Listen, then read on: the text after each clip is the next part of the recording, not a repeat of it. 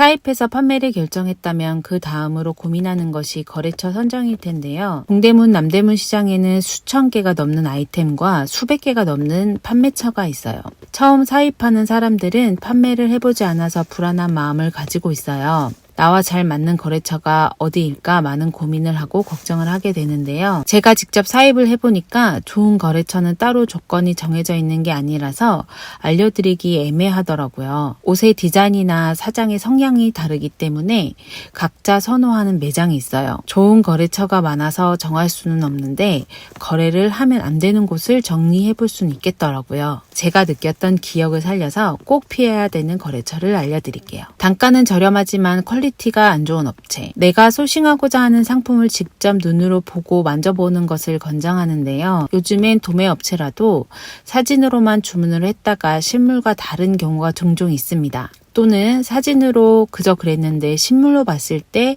원단이나 디자인이 좋은 경우도 있어요. 제가 판매했던 아동복 거래처 중 상하 세트가 너무 싸서 판매를 시작한 적이 있는데요. 판매하고 나서 손님들한테 컴플레인이 많이 들어오는 게 세탁하니 옷이 너무 줄었다. 원단에서 위험이 된다. 옷 재봉이 불량이다 등 다양하게 들어오는 것이었어요. CS를 하다가 며칠이 지나간 적도 있어요. 환불을 해주고 교환도 해주고 난리도 아니었죠. 판매 마진보다 택배비가 더 나간 기억이 있어요. 옷을 선택할 땐 위험이 없는지 세탁했을 때 줄어듦이 있는지 꼭 확인하시고 상품을 올리셨으면 좋겠습니다.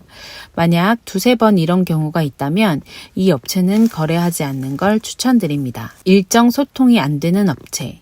시장에 직접 나가 거래 조건을 물어보고 품절 여부는 없는지, 리오더 예상 기간은 얼마나인지, 궁금한 사항을 물어보실 때 잘 대답해 주는지 확인하시는 게 좋아요. 저는 여성복 쇼핑몰을 운영할 때 니트 원피스를 판매한 적이 있는데요. 사이트에 올리고 판매를 시작했었는데 주문을 넣고 일정을 확인해달라고 카톡을 여러 번 보내도 답이 없어서 사이트 운영이 어려웠던 적이 있어요. 나중에 매장에 찾아가서 답을 들어야 하고 다른 소통이 되지 않아 상품을 내렸던 기억이 있습니다. 거래처와 소통도 매우 중요하니 꼭 확인해 보시는 걸 추천드립니다. 상품은 좋은데 품절이 빠른 업체. 의류시장의 경우 보통은 한 시즌 정도 빠르게 신상이 나오는데요. 쇼핑몰의 경우 시즌에 맞춰서 오픈을 하기 때문에 일정이 도매 시장과 맞지 않는 경우가 있어요. 그래서 거래를 시작할 때 품절 가능성이 있는지 확인 후 업데이트를 하는데요. 업데이트 후에 주문을 하면 품절이라고 말하거나 일정 수량을 주문하면 제작을 해야 한다고 말하는 업체가 있어요. 이제 판매를 시작한 쇼핑몰은 품절이라고 하니 황당하고 제작하자니 재고를 가지고 가기 힘들죠. 두세 번 거래하면 바로 알게 될 거예요. 계속되는 품절로 거래하기 힘들더라고요. 재고 확보를 하시고 판매하시는 걸 추천드립니다. 사장이 별로인 업체. 상품도 괜찮고 단가도 나쁘지 않은데 거래할 때마다 은근히 기분 나쁜 업체가 있어요.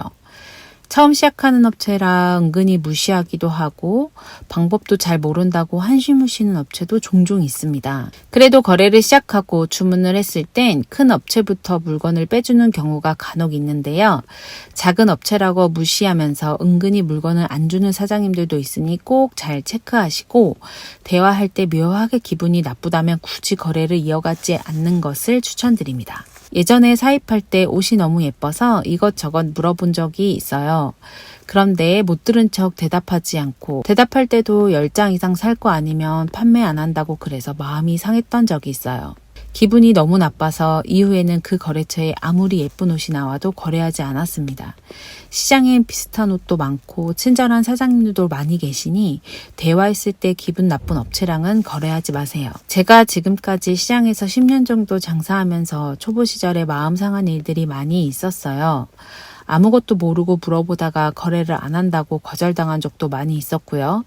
수량을 많이 하지 않는다고 물건을 몇 주나 있다가 받은 적도 있고요. 궁금해서 물어보면 답 줄 때까지 기다리라고 하고 마음 상한 일이 한두 번이 아니었어요. 모든 매장이 다 그런 건 아니지만 그때마다 마음이 상해서 꼭 성공해서 다시 오자는 마음을 다짐했어요.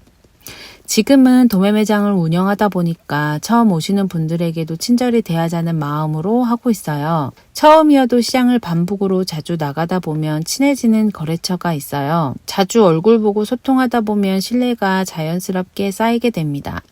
신뢰가 쌓이게 되면 샘플 지원이나 신상을 처음으로 받아볼 수 있고 많은 정보를 얻게 되니 좋은 비즈니스 관계를 이어갈 수 있답니다. 이 영상을 보고도 사입에 대한 막막함을 느끼셨다면 그런 분들을 위해 카카오 채널을 고정 댓글로 남겨드리겠습니다. 질문사항을 남겨주시면 제가 직접 답변해 드릴게요.